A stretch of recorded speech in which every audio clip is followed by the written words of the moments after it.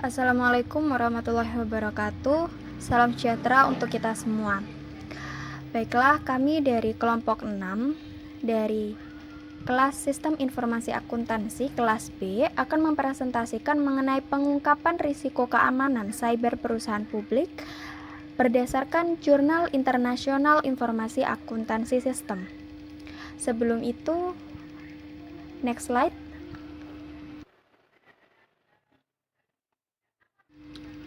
Sebelum melakukan presentasi, saya mohon izin untuk memperkenalkan anggota kelompok 6 dari kelas B Sistem Informasi Akuntansi.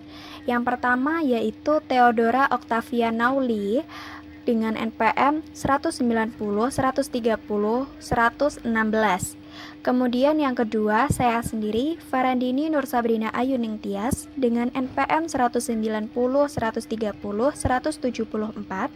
Kemudian yang ketiga, ada Devi Rahmawati dengan NPM 190, 130, 101, 13.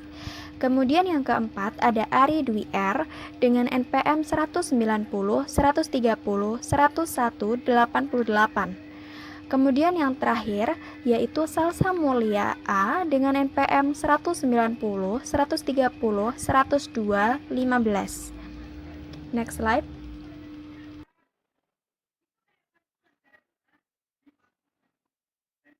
Baiklah, saya akan mempresentasikan mengenai subbab yang pertama, yaitu mengenai perkenalan atau introduction. Next slide. Nah, berikut merupakan pendahuluan dari penelitian dalam jurnal ini, yaitu di mana risiko dan ancaman itu semakin meningkat seiring kemajuan perkembangan teknologi informasi. Dengan perkembangan ini itu turut meningkatkan peretasan terhadap data dan informasi perusahaan. Selain itu, data dan informasi tersebut juga dapat dilihat oleh entitas yang tidak mempunyai kewenangan untuk melihat data dan informasi tersebut.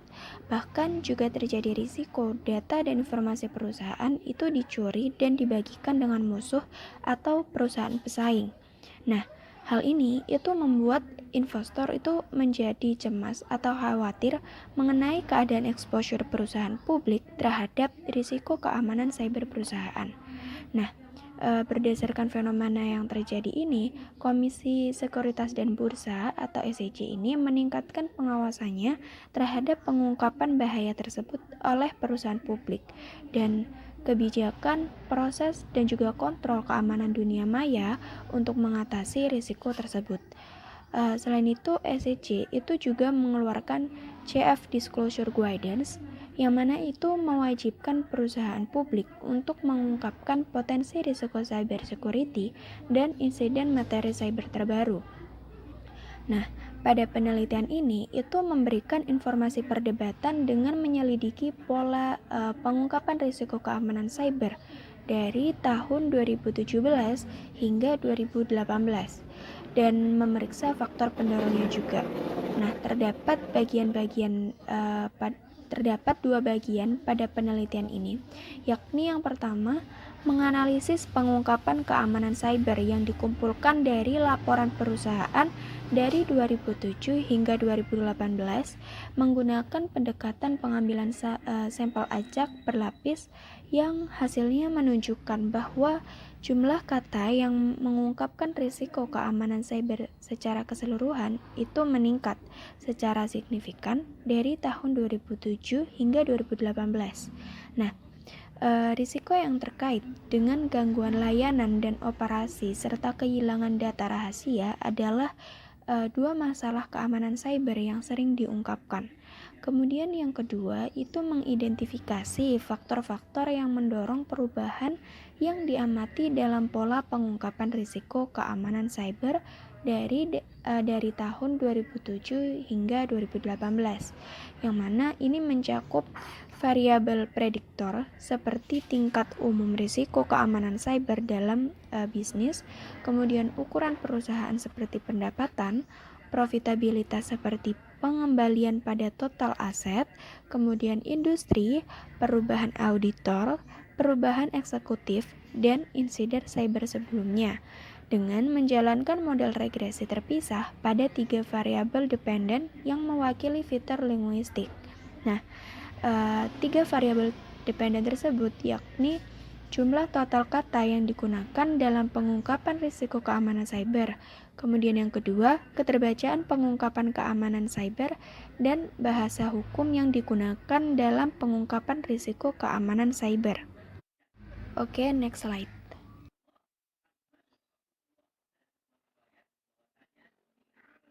Nah, selanjutnya adalah pembahasan mengenai latar belakang dan tinjauan pustaka. Next slide.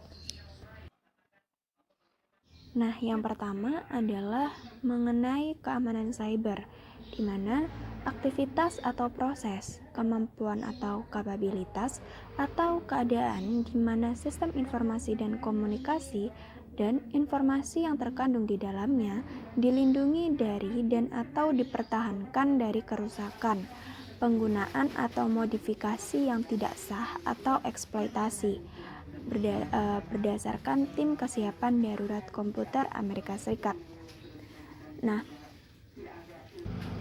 beberapa pelanggaran keamanan cyber profil tinggi itu meliputi yang pertama, ada pelanggaran Cyber Equifax pada Juli 2017 yang menyebabkan pelanggaran informasi pribadi terhadap 145 juta orang.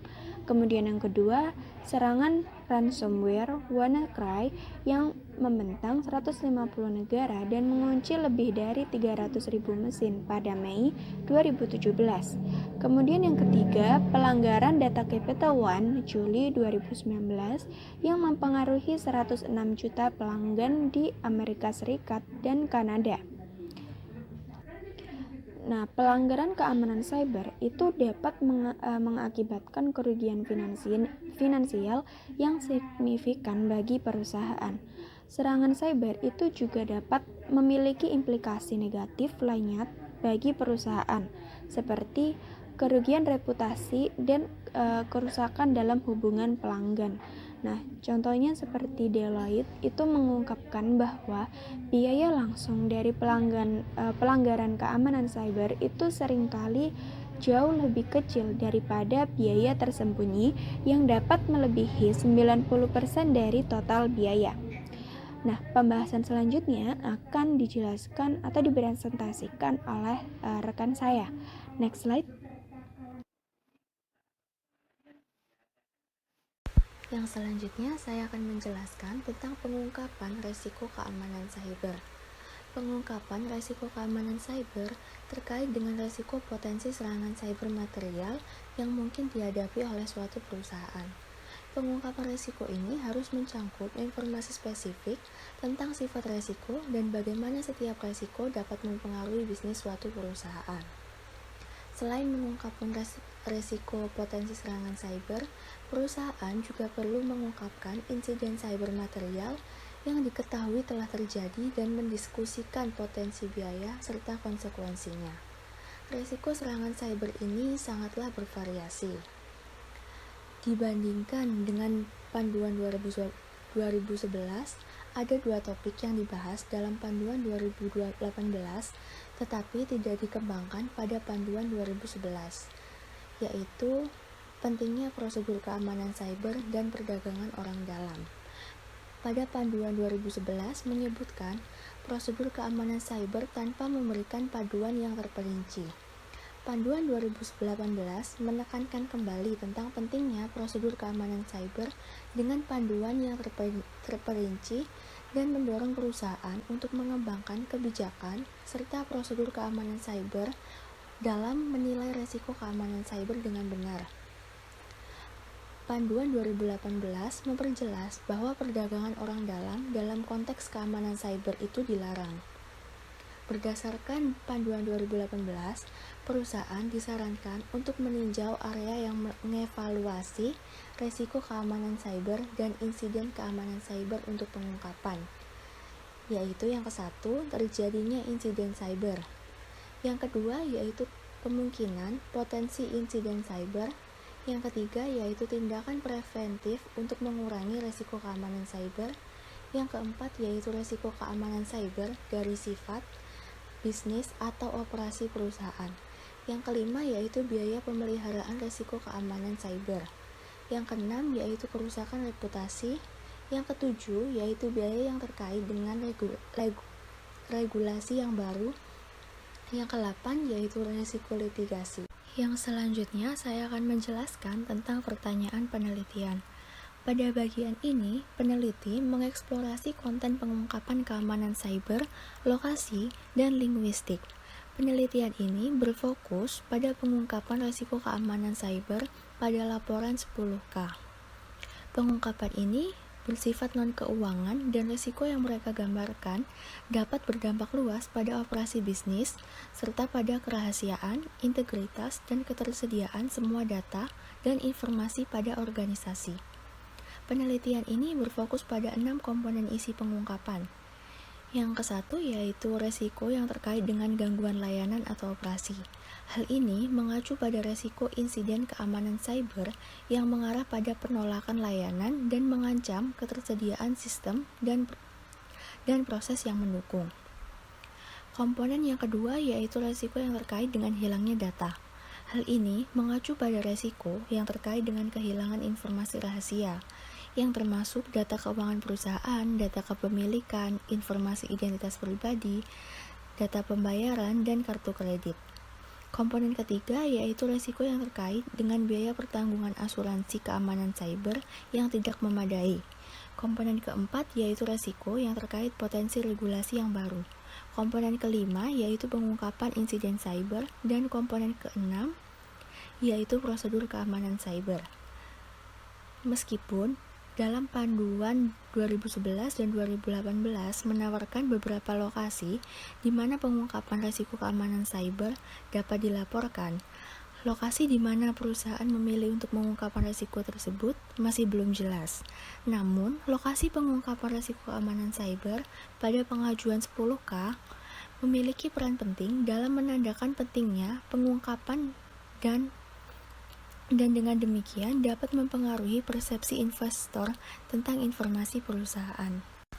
Yang selanjutnya saya akan menjelaskan tentang variabel dependen. Peneliti ini menggunakan 3 model regresi yang terpisah. Yang ke-1 yaitu jumlah total kata yang digunakan untuk mengungkapkan resiko keamanan cyber. Yang kedua yaitu keterbacaan pengungkapan resiko keamanan cyber. Yang ketiga yaitu bahasa hukum yang digunakan dalam pengungkapan resiko keamanan cyber. Jumlah total kata yang digunakan untuk mengungkapkan risiko keamanan cyber pada 10K ialah hitungan elektronik dari kutipan teks dari pengarsipan 10K yang berisi berbagai pengungkapan keamanan cyber. Dalam hal ini, peneliti menggunakan indeks konsensus keterbacaan yang dihitung melalui paket tekstas Python sebagai ukuran keterbacaan pengungkapan risiko keamanan cyber. Semakin tingginya indeks readability konsensus, semakin sulit untuk membaca suatu bagian teks. Indikator seperti jumlah kata per kalimat, jumlah karakter per kata, dan jumlah suku kata per kata ialah dasar untuk menghitung sebagian besar teks keterbacaan. Indeks keterbacaan yang berbeda dapat memanipulasi indikator ini secara berbeda dan menghasilkan skor keterbacaan yang berbeda pula. Variabel yang terikat kemudian yaitu jumlah kata-kata yang sah dibagi dengan jumlah kata dalam pengungkapan keamanan cyber. Keterbacaan dan jumlah kata yang sah ialah merupakan 2 elemen yang paling penting dalam fitur linguistik dalam mencerminkan kejelasan serta pemahaman teks. Yang selanjutnya saya akan menjelaskan tentang variabel dependen. Peneliti membatasi modelnya menjadi 6 variabel dependen, spesifik perusahaan, 2 terkait industri dan lingkungan, 2 terkait regulasi, karena ini merupakan studi eksplorasi, di mana pilihan variabel hanya memungkinkan untuk lebih fokus pada model yang relatif sempit, yang mencangkup variabel yang telah diketahui pada literatur yang telah terkait. Faktor spesifik perusahaan yang digunakan pada model ini berasal dari beberapa penelitian sebelumnya yang telah menguji pengungkapan perusahaan dan proyek yang telah terkait. Visitabilitas publik dibuktikan dengan ukuran perusahaan yang telah ditemukan menjadi faktor penting dalam menjelaskan pengungkapan perusahaan. Perusahaan yang lebih besar lebih mungkin untuk mengungkapkan tingkat pengungkapan resiko naratif yang lebih tinggi pada laporan perusahaan mereka. Perusahaan yang menguntungkan biasanya akan memiliki kapasitas yang lebih besar untuk menggunakan sumber daya yang diperlukan. Meskipun beberapa penelitian tidak menemukan hubungan antara profitabilitas dan pengungkapan, yang lain mendukung argumen bahwa tingkat profitabilitas yang lebih tinggi secara positif terkait dengan pengungkapan sukarela perusahaan dan aktivitas yang terkait. Variabel insiden sebelumnya ialah indikator risiko masa lalu dan potensi biaya masa depan dalam hal litigasi dan kehilangan pangsa pasar. Pada konteks ini adalah merupakan ukuran spesifik perusahaan dari risiko keamanan cyber yang telah dihadapi oleh perusahaan. Peneliti menggunakan proporsi aset tidak berwujud terhadap total aset sebagai indikator yang memungkinkan aset perusahaan yang signifikan dapat dicuri dari perusahaan secara virtual. Yang selanjutnya saya akan menjelaskan tentang tabel variabel independen. Pada panel A yaitu pengukuran variabel. Dalam variabel independen ini terdapat spesifik perusahaan, yaitu ukuran profitabilitas dan keamanan cyber khusus. Ukuran diukur melalui log alami dari total pendapatan. Profitabilitas diukur melalui pengembalian total aset, dan keamanan cyber khusus diukur melalui insiden keamanan cyber sebelumnya. Variabel independen ini mempertaruhkan perubahan auditor, perubahan eksekutif, dan rasio aset tidak berwujud. Perubahan auditor diukur melalui variabel indikator. Jika sama dengan 1, maka perusahaan mengalami auditor sepanjang tahun. Jika 0, maka sebaliknya. Yang kedua yaitu perubahan eksekutif, yang diukur melalui variabel indikator. Jika sama dengan 1, maka perusahaan mengalami pergantian CEO, CFO, presiden, atau ketua dewan selama tahun tersebut. Dan 0 jika sebaliknya. Yang ketiga yaitu rasio aset tidak berwujud, diukur melalui persentase aset tidak berwujud terhadap aset total. Yang selanjutnya yaitu pada variabel independen terdapat industri dan lingkungan. Pada industri, diukur melalui jika 1, layanan konsumen, layanan perangkat lunak, dan perbankan. Jika 0, maka sebaliknya. Yang kedua yaitu indeks resiko, diukur melalui jumlah insiden keamanan cyber setiap tahunnya berdasarkan link tersebut ini. Yang selanjutnya yaitu dalam variabel independen terdapat peraturan. Dalam panduan SIC 2011, yaitu diukur melalui variabel indikator untuk periode sebelum dan sesudah panduan SIC 2011. Yang diukur sebagai jika 0 maka sebelum 2011 dan 1 jika 2011 dan sesudahnya. Dalam SIC 2018, variabel indikator ini diukur untuk periode sebelum dan sesudah panduan SIC 2018 yang diukur sebagai jika 0 maka sebelum 2018 dan jika 1 maka 2018. Yang selanjutnya yaitu tabel variabel independen pada panel B, yaitu ringkasan pertanyaan penelitian dan metode yang digunakan. Pada pertanyaan 1 yaitu apa isi pengungkapan resiko keamanan cyber dalam pengajuan 10K. Pertanyaan kedua yaitu apa saja lokasi pengungkapan resiko keamanan cyber dalam pengajuan 10K. Pada pertanyaan 1 dan pertanyaan 2 ini sama-sama menggunakan metode analisis kategori konten dalam laporan 10K berdasarkan Atlas TI. Pertanyaan ketiga yaitu apa linguistik pengungkapan risiko keamanan cyber dalam pengajuan 10K. Hal ini menggunakan metode linguistik didefinisikan sebagai jumlah total kata yang digunakan dalam pengungkapan, keterbacaan, dan penggunaan bahasa yang sah. Data yang dikumpulkan untuk keterbacaan didasarkan pada skor keterbacaan gabungan yang dieksekusi dengan Python dan penggunaan kata-kata yang sah yang didasarkan pada kumpulan kata yang telah ditentukan sebelumnya, yang mana mengekspresikan bahasa yang sah yang tercantum dalam lampiran dan mencetak kue dengan aplikasi Python. Pertanyaan keempat yaitu faktor-faktor apa yang mendorong perubahan pengungkapan risiko keamanan cyber dalam pengajuan 10K. Dalam hal ini menggunakan metode analisis linguistik pengungkapan. atau jumlah kata yang digunakan dalam pengungkapan, keterbacaan pengungkapan, dan kata-kata litigasi yang digunakan dalam pengungkapan dengan menggunakan metode eksplorasi. Saya, Devi Rahmawati, NPM 113, akan melanjutkan pembahasan review artikel jurnal di bagian ketiga, yaitu metode. Di bagian ini ada 3 sub yang akan kami bahas, yaitu 3.1 pemilihan sampel, 3.2 alat dan metode coding, 3.3 faktor-faktor yang terkait dengan pengungkapan. Next slide. 3.1 pemilihan sampel. Di sini sudah ada 3 poin yang telah kami rangkum dari sub 3.1 ini. Yang pertama, peneliti menggunakan stratified random sampling method dan membatasi sampel untuk perusahaan Amerika Serikat. Nah, stratified random sampling itu merupakan suatu teknik pengambilan sampel dengan memperhatikan strata atau tingkatan pada elemen populasi.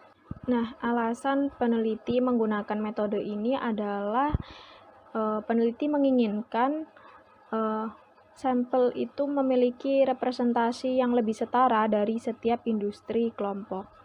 Lalu, poin yang kedua yaitu menghasilkan 7 sektor industri berdasarkan Global Industry Classification Standard, yaitu energi sebesar 6,9%, material sebesar 6%, industri sebesar 10,8%, consumer discretionary sebesar 11,5%, kesehatan sebesar 11%, keuangan sebesar 30,4%, dan IT atau teknologi informasi sebesar 14,4%.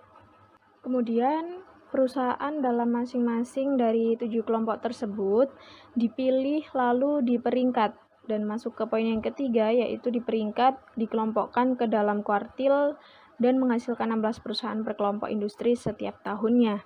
Jadi, masing-masing dari 7 kelompok tersebut diperingkat berdasarkan total ukuran aset dan penjualan, lalu dikelompokkan ke dalam kuartil. Nah, 4 perusahaan dipilih secara acak dalam setiap kuartilnya. Lalu, proses tersebut dapat menghasilkan 16 perusahaan per kelompok industri setiap tahun. Next slide.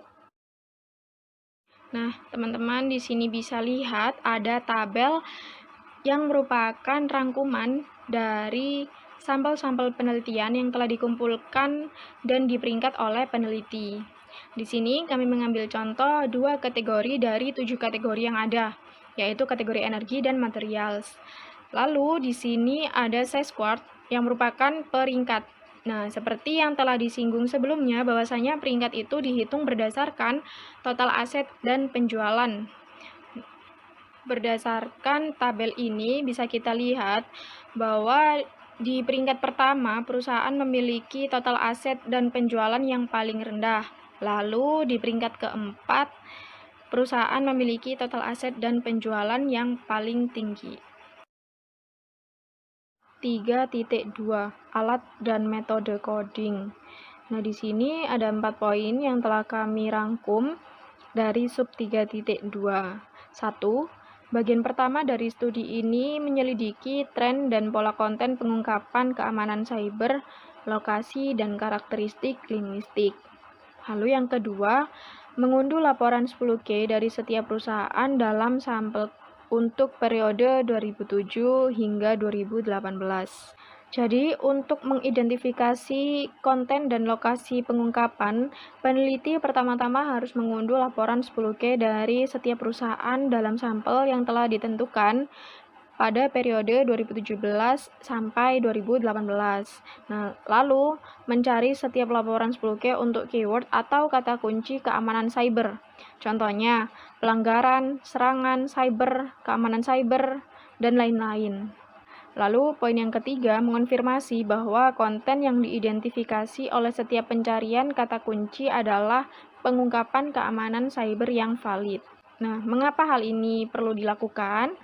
Karena konten yang diperoleh atau yang didapat dari pencarian kata kunci atau keyword dapat mewakili sesuatu yang sepenuhnya berbeda dari masalah keamanan cyber.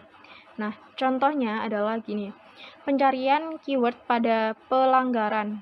itu bisa mengambil pelanggaran perjanjian utang juga sebagai pelanggaran keamanan cyber karena memuat kata pelanggaran. Lalu, untuk meningkatkan validitas dan reliabilitas analisis konten peneliti, mereka mengikuti langkah-langkah analisis konten yang disarankan oleh Chun dan Harris pada slide berikutnya.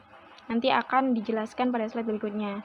Lalu, peneliti mengekstrak pengungkapan keamanan cyber secara manual dan mengunggahnya ke aplikasi Atlasti untuk mengklasifikasikan setiap pengungkapan ke dalam 6 kategori konten yang diidentifikasi untuk mengidentifikasi lokasinya dalam laporan 10Q tadi.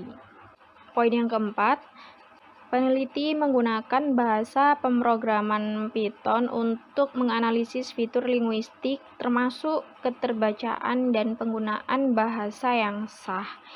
Nah, hal tersebut digunakan atau dilakukan untuk mengidentifikasi karakteristik linguistik dari konten. Jadi, dalam studi ini, peneliti menggunakan indeks keterbacaan konsensus untuk analisis, karena menurut penelitian terdahulu, metrik keterbacaan yang berbeda dapat menghasilkan berbagai hasil, dan konsensus keterbacaan indeks menghasilkan konsensus keseluruhan dari metrik keterbacaan yang berbeda. Next slide. Nah, berikut ini adalah langkah-langkah analisis konten menurut Chun tahun 2017 dan Harris tahun 2001. Di sini ada 8 langkah.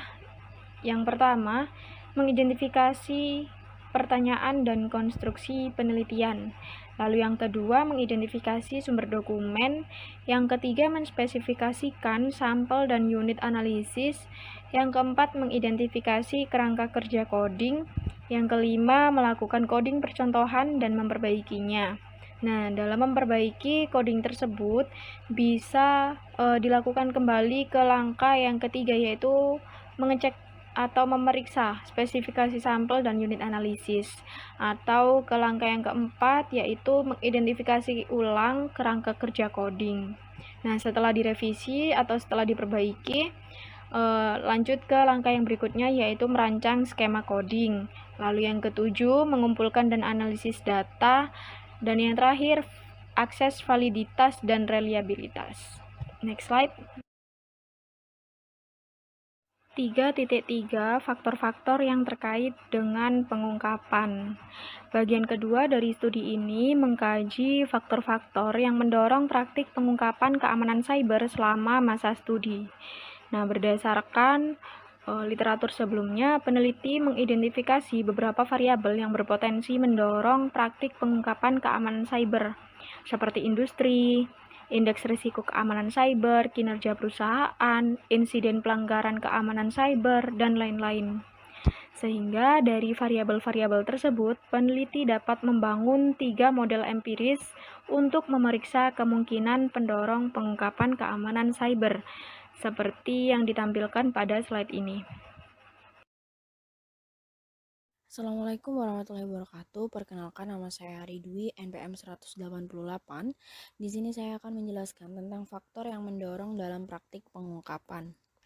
Panduan 2011 bukan satu-satunya pendorong tren pengungkapan yang diamati di bagian 1 studi ini.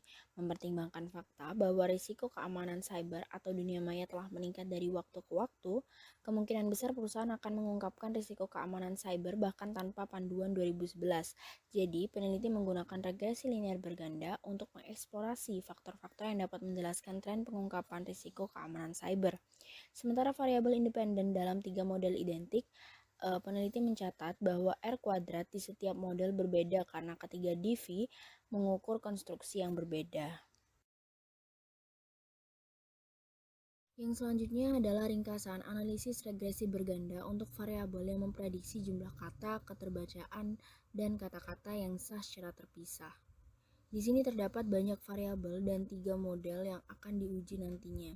Untuk penjelasan 3 model tersebut akan dijelaskan di slide berikutnya.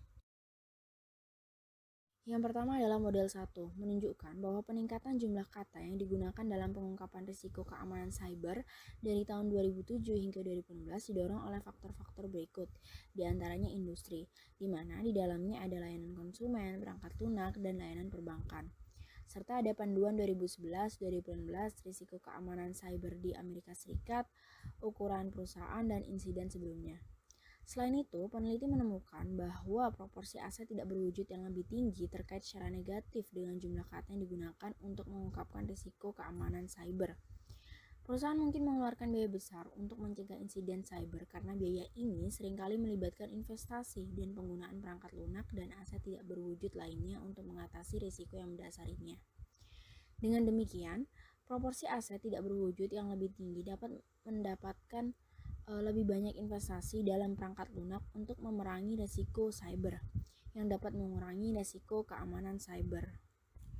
Model 2 menunjukkan bahwa pengungkapan keamanan cyber di industri seperti layanan konsumen, perangkat lunak, dan layanan perbankan lebih mudah dibaca daripada pengungkapan di industri lain. Indeks keterbacaan secara signifikan lebih rendah untuk perusahaan-perusahaan itu.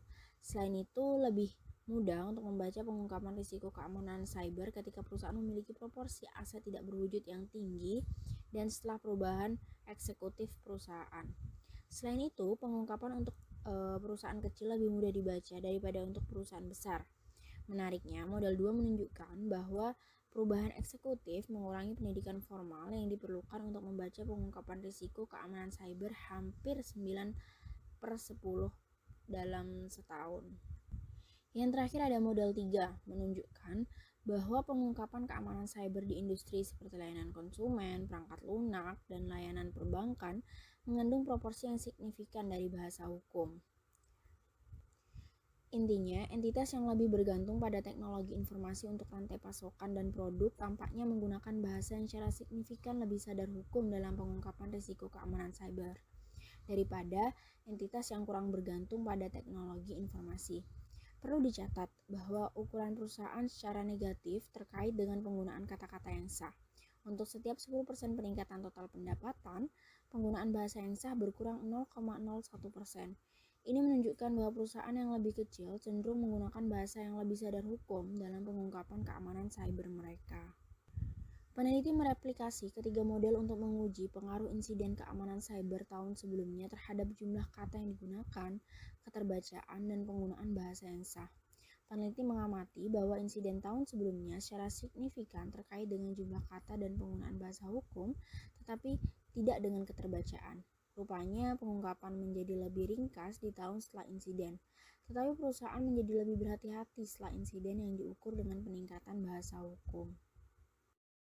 Yang selanjutnya saya akan menjelaskan tentang kesimpulan, keterbatasan, dan implikasi. Jadi kesimpulannya di sini adalah peneliti melakukan analisis konten longitudinal untuk mengeksplorasi konten pengungkapan risiko keamanan dunia maya, lokasi pengungkapan, dan karakteristik linguistik pengungkapan dari 112 perusahaan dari tahun 2007 hingga 2018. Hasilnya menunjukkan bahwa panduan 2011 berperan dalam memutuskan pengungkapan keamanan cyber perusahaan selama masa studi. Melalui analisis regresi berganda, peneliti mengamati bahwa pengungkapan menjadi lebih sulit dibaca seiring dengan meningkatnya ukuran perusahaan dan lebih mudah dibaca setelah eksekutif berubah. Hasil menunjukkan peningkatan yang signifikan secara statistik dalam penggunaan bahasa hukum di bagian laporan 10K yang mencakup risiko asuransi dan insiden cyber. Analisis bahasa yang sah menunjukkan bahwa pendaftar SEC yang beroperasi di industri dengan intensitas teknologi informasi bisnis yang tinggi menggunakan kata-kata yang lebih sah dalam pengungkapan keamanan di cyber. Yang selanjutnya adalah keterbatasan. Terlepas dari temuan yang didokumentasikan dalam penelitian ini, perlu dicatat bahwa keterbatasan penelitian adalah bahwa peneliti hanya mengeksplorasi isi pengungkapan dari 112 perusahaan Amerika Serikat selama 12 tahun. Untuk meminimalkan dampak dari batasan ini, peneliti menggunakan pengambilan sampel acak bertingkat untuk membuat hasil lebih dapat digeneralisasikan. Penelitian di masa depan dapat menguji variabel lain yang mungkin juga mempengaruhi keterbacaan dan penggunaan bahasa yang sah dalam pengungkapan risiko keamanan cyber. Selain itu, penelitian di masa depan mungkin berusaha untuk mengeksplorasi pengungkapan oleh perusahaan di luar Amerika Serikat. Yang ketiga adalah implikasi. Penelitian ini memiliki implikasi penting untuk penelitian, praktik, dan peraturan yang terkait dengan pengungkapan keamanan cyber, tata kelola, dan kontrol internal, termasuk kebutuhan untuk menggunakan bahasa Inggris yang lebih sederhana, lebih sedikit kata-kata hukum, dan pengungkapan khusus pendaftar yang lebih informatif. Regulator dapat menggunakan studi ini untuk memahami tren dan praktik saat ini dan menilai kebutuhan akan panduan dan standar lebih lanjut di area tersebut. Selain itu, peneliti dapat memeriksa hubungan antara pengungkapan risiko keamanan cyber dan berbagai indikator operasional dan strategis efektivitas perusahaan.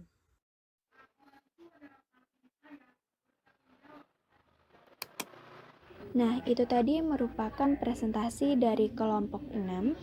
Terima kasih atas waktu yang telah diluangkan untuk mendengarkan presentasi kami. Terima kasih. Wassalamualaikum warahmatullahi wabarakatuh.